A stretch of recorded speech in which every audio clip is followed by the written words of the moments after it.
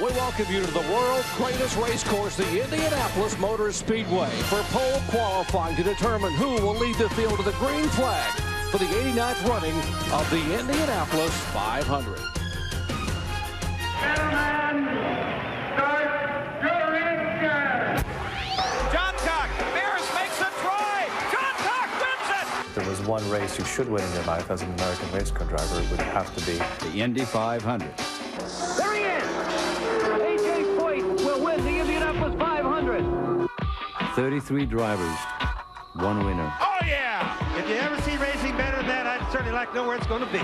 My life has never been the same since I won the Indianapolis 500. Big touch. Little Al into the wall. Fittipaldi continues on.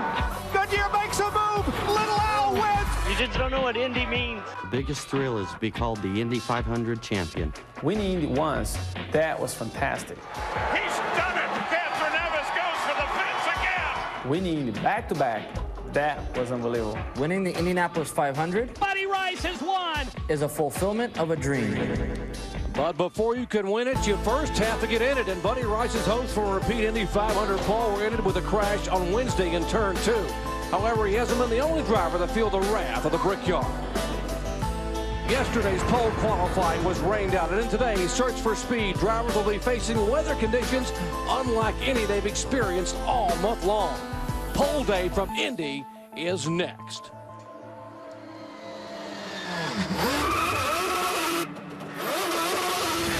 Green flag is out. Release the hound. Buddy Rice wins the Indianapolis 500. 2005 IndyCar Series is on.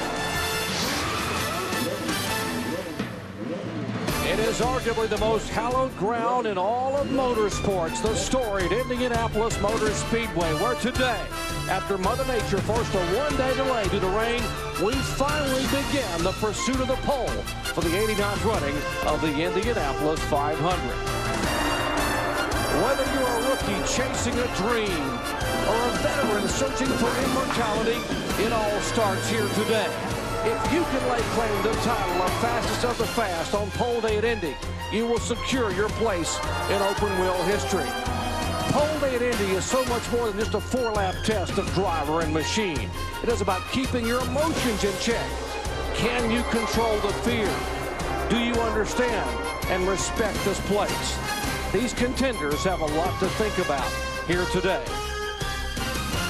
Our morning's back to speed, sensational efforts here. Quickest times of the month, as you might expect, led by 23-year-old rookie Danica Patrick, 229.880 miles per hour. Patrick, well, what a story she has been all week long. Dario Franchitti and Tony Kanaan, two Andretti Green veterans right behind her, pushing 229.5. The rains are gone. It is overcast, and the temperature is very, very cool. In fact, coolest day we have had all week long, which means the track will be fast, the track will be tight. What will happen here in these moments as we are about to begin pole qualifying? The drivers are buckled in the cockpit, now alone with their thoughts. They know this track is both fickle and fast. They understand that one slight temperature change, one small gust of wind, or one ill-timed blink of the eye could end their day, or even worse. The last words they will hear prior to their attempt will come from the instructions of IndyCar Series President and COO, Brian Barnhart. Let's go down trackside. Pull right up out of here and go right up on the racetrack at the end of the pit wall. Start working up on your practice laps. Tom's up at the north end. He's going to wave the green flag if he wants you to start an attempt. He'll do that on the 3rd time by. Green flag will start the first attempt on this car for the day. You get 3 attempts, even if you run them to completion. No flag or a yellow flag is a non-attempt. You'll come back. Green flag starts your first attempt. 4 consecutive laps to run. You can wave off on your own by coming back, or if they wave you off, the same procedure we've had before. You got about the same conditions we practiced with this morning. Get a look at the flags and the pylons. Very similar track. Use those 3 laps. Bring these tires up well. Give me 4 smooth ones, bud. You've been here before. Let's put her up front. Starting and tell me when you're ready. All right, Scott Sharp hears those words as he has heard many, many times before about to qualify for his 11th Indy 500, the 2001 pole sitter and 1996 Indy Racing League IndyCar Series co-champion. Well, as Scott Sharp begins to pull away to begin one of 3 warm-up laps, we welcome you here to Indianapolis Motor Speedway. Well, with 4-time front row starter and 2000 Indy 500 pole sitter Greg Ray, I'm Jerry Punch. Glad to have you with us. And Greg, you've sat in that seat many times. What is a driver thinking about right now as he prepares to go out and put it all on the line for 4 consecutive laps? Well, certainly Scott Sharp, you know, he's been in the top 10 all week long. He was in the top 10 this morning. He's been on pole here before, so he knows the process here. He's thinking get those tires up to temperature nice and smooth, but on turn 1, lap 1, be flat. If you can't be flat on that first lap and then flat for 16 laps, you're not going to be on pole. Everybody wants to be on pole here today. You come down that straightaway and you're staring directly into a concrete wall at 230 miles an hour. Can you hold it flat? Can you put that right foot on the floorboard? You need to if you're going to have the speed today. 22 spots filled today, the top 22 only.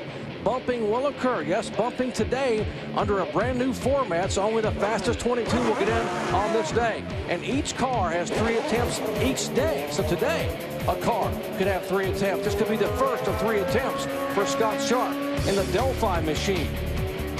Under the old rules, it was 3 attempts for the entire month of May. Well, you know, it's the first time that anybody's ever actually had this many opportunities in one day and not jeopardize losing that car for the month of May or for the race. So these guys can go out there, feel it out, get the car up to speed. If they feel like that's going to stick for pole or stick in the top 10, you know, they can keep that time. But if they think that another attempt out there, some more warmth, you know, with themselves getting the setup just right, they'll have another attempt to go for it. And I tell you, that's very, very exciting from a driver's point of view. Well, what's the pressure like and what's the atmosphere on pit road? We check in down with Vince Welch.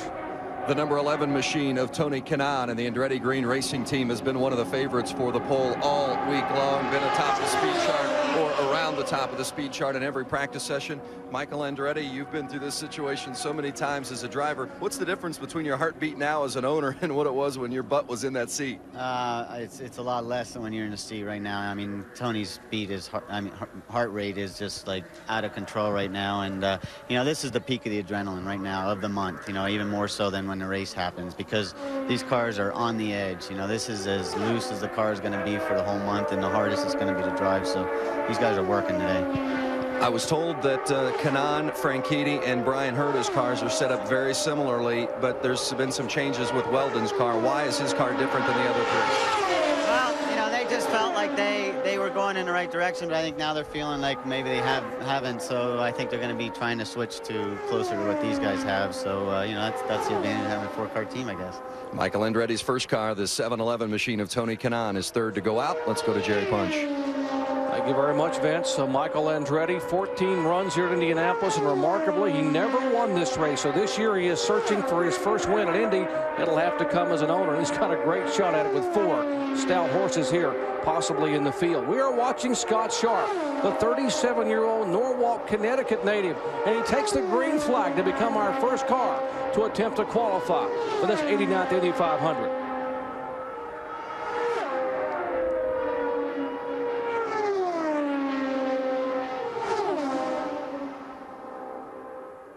You'll be able to see our speeds as they come down the drop down of Scott Sharp. Currently, of course, first. He's the first car to go. They drew for qualifying positions. It's a random draw. This is not done by practice times or speeds. Sharp, we mentioned the pole sitter in 2001. His best finish here, 10th in 96 and 2000.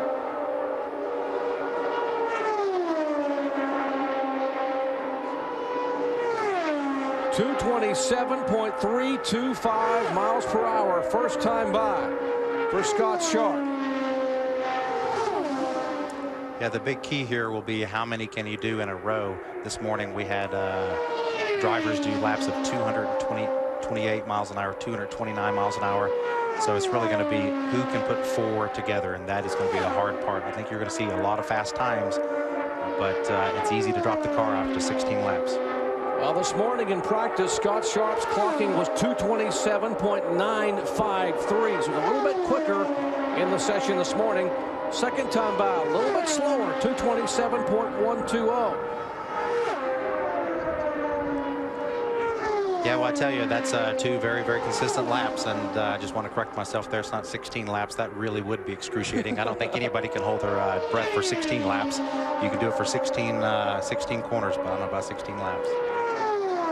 Now as lap 3 comes along, Greg, you're in the car, and you know what's happening on the track with the wind.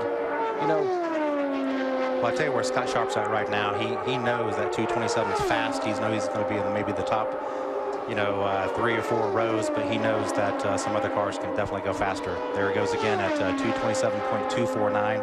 Again, very, very consistent, but that's probably not a pole run right there.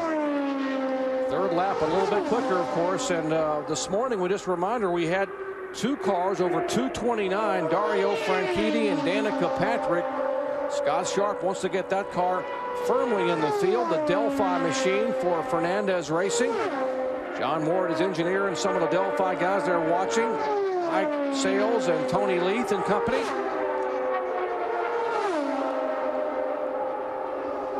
And here he comes down. The crew cheers him down as he is qualified for his 11th Indianapolis 500. The speed dropped down to 226.811. The average 227.126 miles per hour. Not a bad run at all for Scott Sharp, the veteran and former pole sitter here back in 2001. Well, we told you Danica Patrick led the speed charts this morning at almost 230 miles per hour. What's happening down in her pits? Jamie Little? Well, Dr. Punch, Danica Patrick is feeling the weight of the world on her shoulders right now. We're trying to get a look at her. She's tying her shoes. She's feeling very confident, though. I was just talking to her mom, Bev. She said last night Danica actually had a great night's sleep. They had a cookout right here at the track. She's surrounded by her parents, her fiance, and her sister. She has good people around her. And I said, well, what was her perspective when she came off the track after that fast lap this morning? She said, she keeps herself in check, in perspective. She knows that time came with a tow, so she's not expecting that for qualification. But, guys, she knows she is very capable of getting on the pole today. Danica Patrick waits and watches, and there is the car. Ray Lito, the engineer, down there as they put the Argent Pioneer machine back down toward their pits. Here is Sam Hornish, the 2-time series champion, and it has been an eventful week for Sam Hornish, driving for Roger Penske, whose cars have won 12 Indy 500 poles. We told you that Hornish had a difficult, fast Friday. He had a rather frightening Friday. Friday afternoon, he hits debris off of the Paul Dana machine, and his car blows over like an unlimited hydroplane. There's the Dana crash, the rookie in the turn 2 wall. A piece of gearbox right underneath the nose of Hornish's car lifts it up, and he gets airborne, blows over backwards. The car heavily, heavily damaged. The good news is that Sam Hornish able to walk away. But a frightening incident shortly after 2 o'clock local time on Friday during what they call Fast Friday practice.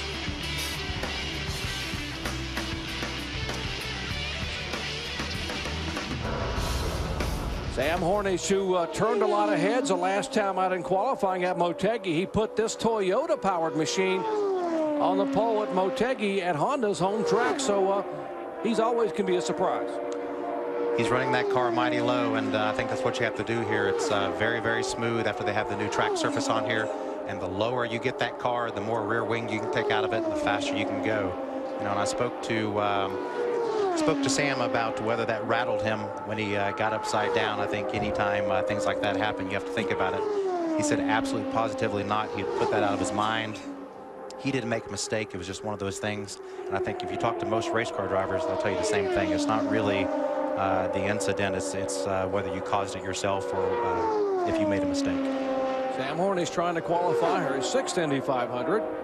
He has yet to finish the top 10 here at Indy, although he is the winningest driver in IRL IndyCar Series action. There's a look at Roger Penske, a legendary open wheel icon.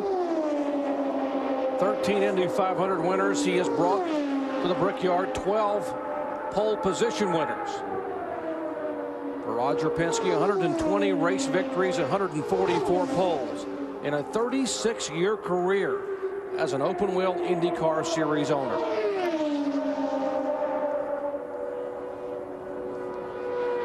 Here again, if you're just joining our coverage, you're wondering why we're getting extra laps. It is unseasonably cool here, and that's why they are allowing these cars 3 practice laps prior to taking the green flag. But Hornish now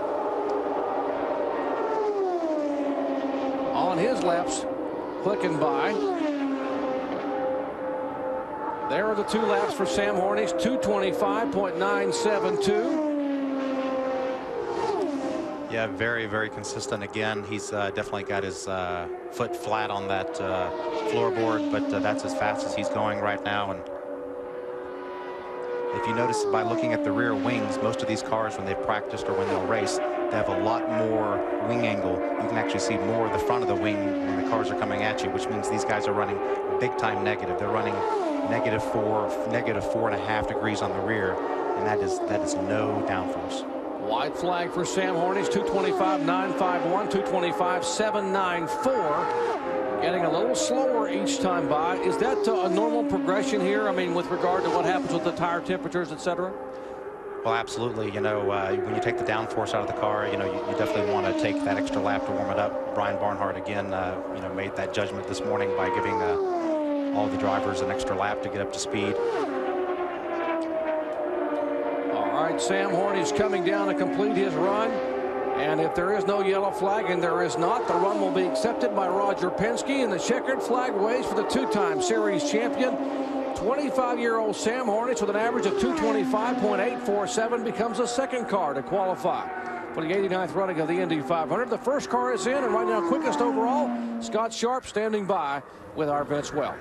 Scott turned to the 4-lap average of 227.126, and I just asked him, was it comfortable? And he said it's never comfortable around here on qualifying day. How much did you have to hustle the car, and how much pressure did you feel of putting off 4 perfect laps? Well, you know, the new qualifying rules make it certainly easier to know that, hey, if you don't get it all together right now, there's going to be a chance for you to get back in line.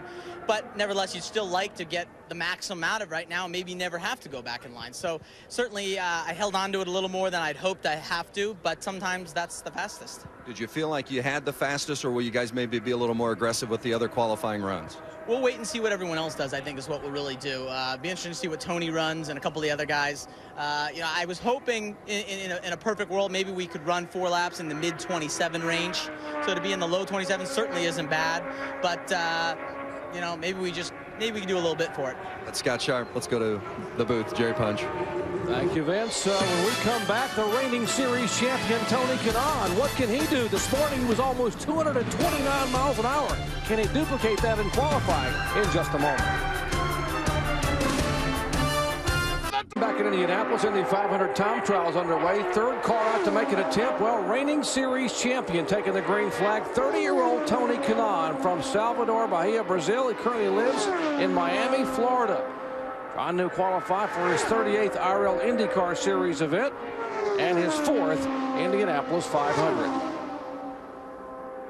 Yeah, Tony is so consistent. He has to be the odds-on favorite. He's always prepared when he gets in that car, and he's one of the funniest guys, the loosest personalities, always playing jokes. But when he gets in that car, he's all business, and he's very, very consistent. The numbers you see on the screen, lap 1, the minus means he is quicker than the quickest lap so far, which is Scott Sharp. Will he be the quickest car thus far in qualifying? Lap 1 is complete indeed, 227.821. Currently quickest overall of the 2 that have qualified. Earlier today, Tony Kanaan, 228.920 in the morning practice session. That was his quickest lap of the entire month. He was 3rd fastest among the practicers this morning behind Danica Patrick and Dario Franchitti. Yeah, they're running that car very, very low. You can see it sparking, and that car is very, very neutral. He's not using all the track up at all. And you can see the car slide a lot at the rear, right at the mid corners, and so he's driving that car for all it's worth, but I can guarantee you he's not lifting. He drives for Andretti Green. There's Michael Andretti, Mario Andretti, the legendary open wheel driver, former Formula 1 champion, winner here at Indianapolis. As they watch the first of their 4 drivers go out to qualify. Tony Kanaan, yet to win this year. Got his first finish outside the top 10 since Homestead of 2004. has only led 14 laps. Many people believe after that dominant year of a year ago that he has put his entire focus on coming to Indianapolis and winning his first Indy 500. White flag. The laps are 2:27.771 and 2:27.459. I think that's a very good point. Tony Kanaan has won everything he's ever done. He's won the championship. He's won races. He's won poles. And I think if you asked him right now, he would probably trade it all for one Indianapolis 500 victory. And the voice you're hearing is that of four-time front row starter and 2000 Indy 500 pole sitter Greg Ray. He ran in this race 8 times. In fact, half the times he ran here, Greg Ray started on the front row. So he knows what he's talking about when it comes to pole qualifying here at the famed Brickyard. Michael and Mario watch as Tony Kanaan, TK, comes down to become the quickest car thus far in qualifying at 2:27.566 miles per hour. His 4-lap average. And let's head down to Vince Welch and talk with Sam Hornish. Sam Hornish Jr. not very pleased with his qualifying run. What left you unhappy? The car is handling fine. Just not quick enough. Don't really know what else to say about it other than that. The car's been handling pretty good. We're about as trimmed out as you can be. There's at least as much as anybody else out there. So there's one other thing. Will you be able to come back and maybe be a little more aggressive with a second or third attempt, or do you think you've got everything out of it you can get? We'll see where we're at, later on in the day. And it's kind of a gamble to pull your car out because anything can happen. You could have a tire go down, or you could spin or anything like that. So there's so many things that could go against you. Unless you think you're going to move yourself up a couple rows, it's not really worth it. Thank you, Sam. All right, Sam Hornish in the field solidly, not really pleased with this run as we watch Chip Ganassi, the first of his 3 cars, about to qualify when we come back to Indianapolis.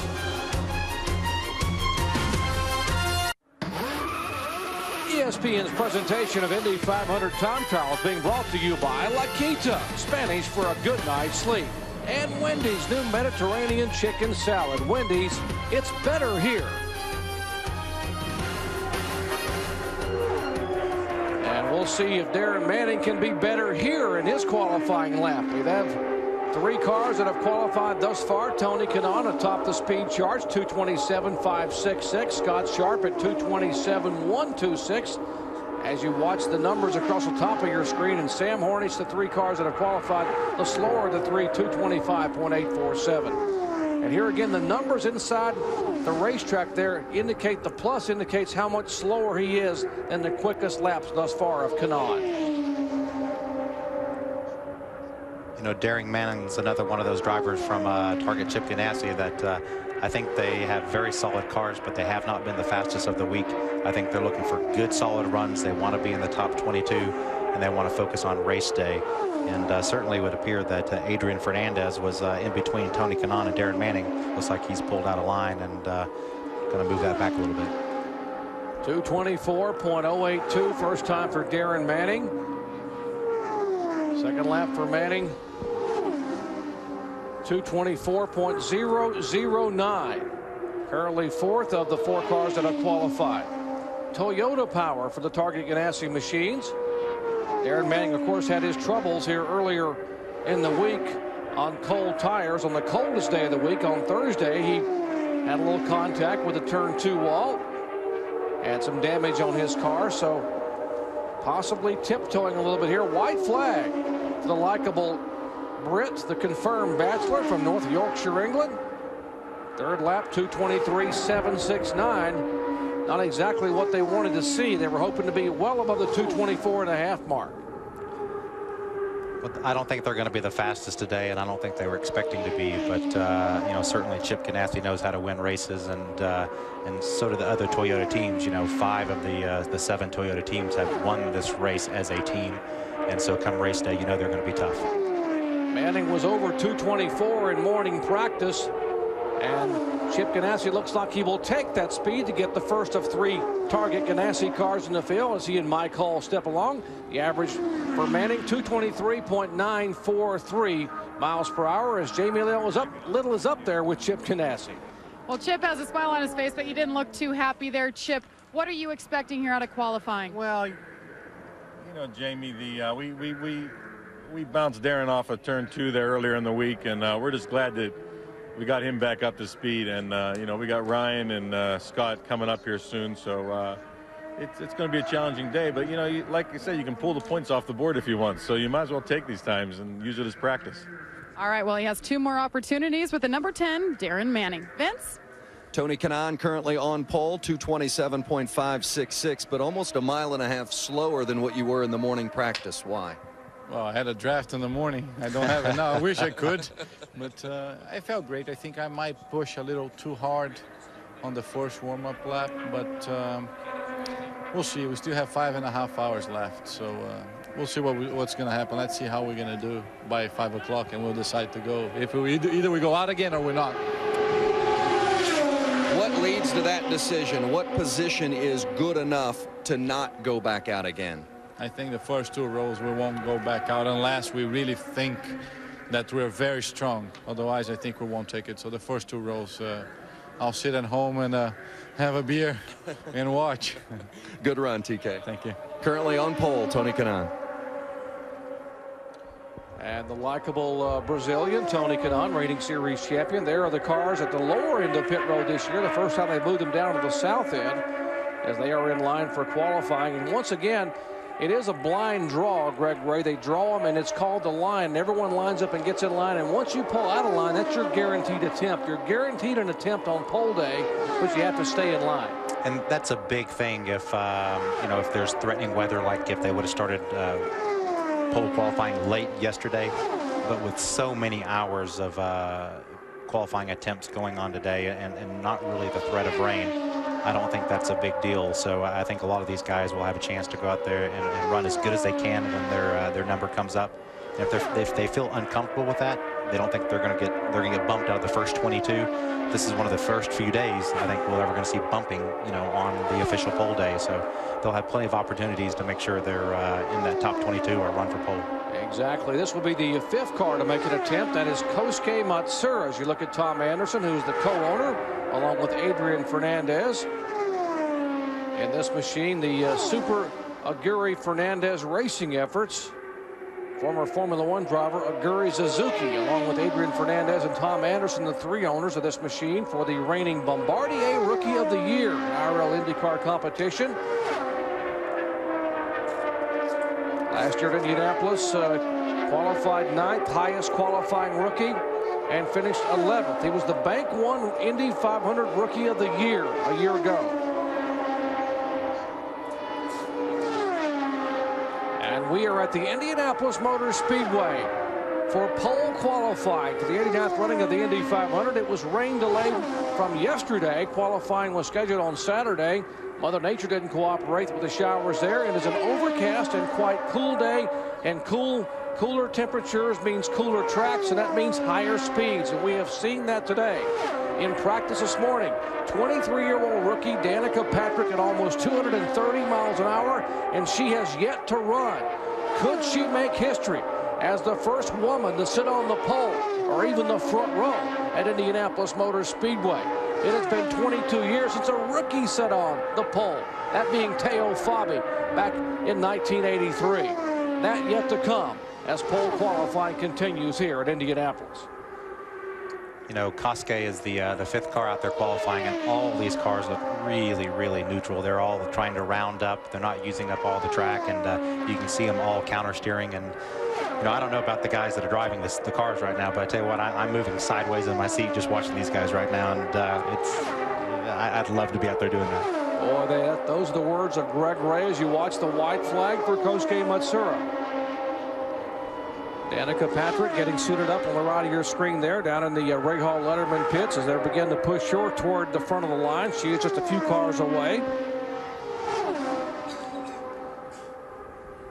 Kosuke Matsuura coming off his best finish of the year. 9th over at Motegi last week at Twin Ring Motegi. Matsuura's laps 226.675, 226.375, 226.256. Very consistent laps by the Japanese driver who grew up in Aichi, Japan. Currently lives here in Indianapolis. Checkered flag for Kosuke Matsuura. 4-lap average, 226.397. He moves into third behind Kanaan and Sharp in the qualifying order. As we head down the pit road, and you see Tom Anderson headed down to talk to his driver, let's head down the pit road. Thank you, Doc. Standing here with Darren Manning. Darren, you had a pretty big hit on Thursday here in practice. Today was your first day back in the car since that incident. How was the mindset and maybe the butterflies in the stomach as you went out? Yeah, I don't think I've ever felt anything like that before in my life. You know, I don't think I've ever, you know, not enjoyed being in the car ever before. And but today it was definitely like that. You know, these cold conditions are just really treacherous, and you know, it wasn't very nice. You know, the first time in the car was this morning, like you said, after that big hit. So, yeah, we definitely ran the car a little bit safer, but it was still pretty on the limit there, doing those high 23s, 24s. Is it more difficult physically, because I know that you're still sore from the incident, or more difficult mentally, just you know, encouraging yourself to keep it pressed to the floor going into each corner? It's definitely a mental thing. You know, I know the car can do it. I know the car can do 25s, and you know, I know with the downforce that we've got in the car, we've still got a couple of miles an hour to go. But we just wanted to get this first run out of the way, and you know, physically, I'm just a little sore in my lower back, which is a little uncomfortable. But when you're in the car, you're concentrating so hard on driving. You know, you can't feel anything. You know, even if I had a broken back, I'd still be able to drive. But mentally, it's difficult to, like you say, keep your foot to the floor. You made reference to your first qualifying run, so you anticipate making more? Oh, we do for sure. You know, we were actually quite lucky that we were actually fourth out, and we got a chance to take it back to the garage. We can look at some data. I can really, you know, start to trim it out a bit more now, and we can push the thing back in the line. Thanks, Darren. No problem. Cheers, guys. All right, when we come back, the first of the Red Bull boys makes a run. Eddie Cheever's driver, Alex Barron, about to attempt to qualify for his fourth Indianapolis 500.